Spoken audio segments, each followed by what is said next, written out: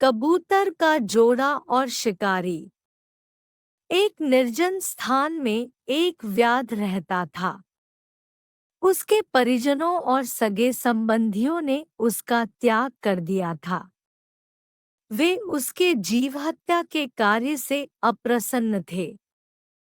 उन्होंने उससे कई बार जीव हत्या का त्याग करने की प्रार्थना की, लेकिन व्याध नहीं माना। अंततः वे सब उससे दूर हो गए। व्याध को शिकार में बड़ा आनंद आता था। वह अपना अधिकांश समय पशु पक्षियों के शिकार में व्यतीत किया करता था। दिन भर वह जाल और लाठी लेकर वन में भटकता रहता था। वह दिन पर दिन निर्दयी और क्रूर होता जा रहा था। एक दिन उसने जाल बिछाकर एक कबूतरी को फांस लिया। उसे लेकर प्रसन्नतापूर्वक वह अपने घर की ओर प्रस्थान करने लगा कि बीच रास्ते में बादल घिर आए और वर्षा होने लगी। वर्षा के जल से व्याध पूर्णतः भीग गया। वह सर्दी से ठिठुरने लगा। वह वर्षा से बचने के लिए आश्रय ढूंढने लगा।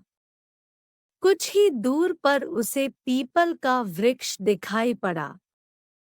उसमें एक बड़ा सा होल था जिसमें एक मनुष्य घुसकर बैठ सकता था।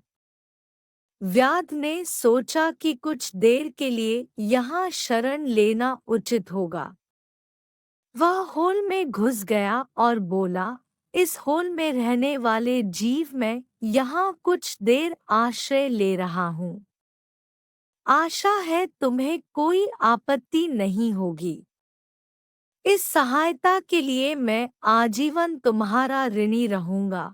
उस होल में उस कबूतर की पत्नी रहती थी, जिसे व्याध ने पकड़ लिया था।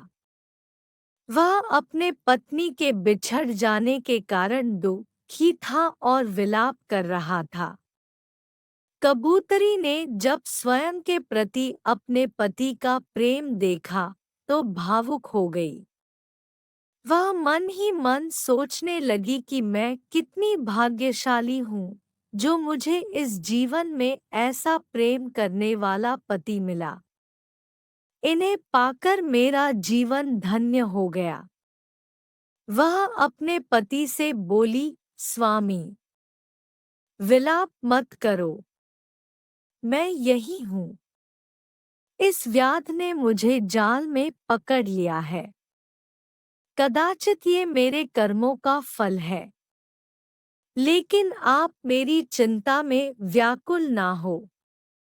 अपना कर्तव्य निभाते हुए शरण में आए अतिथि की सेवा सत्कार करो, अन्यथा तुम पाप के भागी बनोगे। कबूतरी की बात मानकर कबूतर व्याध से बोला, वधिक, आपका स्वागत है। आप यहाँ निःसंकोच विश्राम करें। यदि आपको किसी प्रकार का कष्ट हो तो मुझे बताएं। मैं उसके निवारण का हर संभव प्रयास करूंगा। व्याध बोला, मैं वर्षा के जल में भीग गया हुआ। मुझे ठंड लग रही है, कुछ ताप की व्यवस्था कर दो। कबूतर ने लकड़ियां जमा की और उसे जला दिया।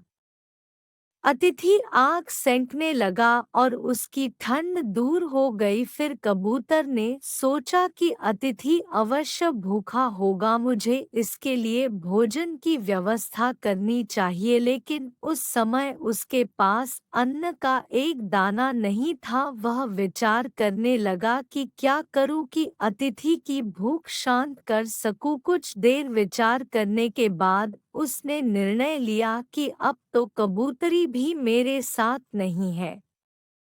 मैं जीवित रहकर क्या करूंगा, मुझे अपने ही शरीर त्याग कर व्याध का भोजन बन जाना चाहिए। यह सोचकर वह आग में कूद गया। उसका ये बलिदान देख व्याध की आत्मा व्याकुल हो गई।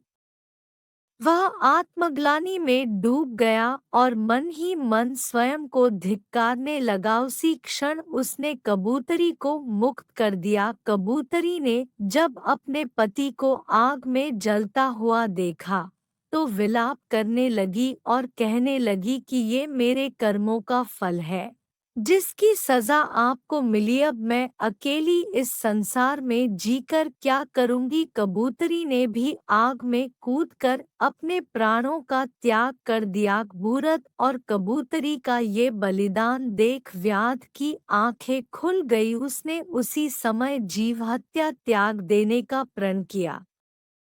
अगर आपको हमारी यह कहानी पसंद आई हो तो प्लीज़ आप उसे लाइक, कमेंट और शेयर करना ना भूलें।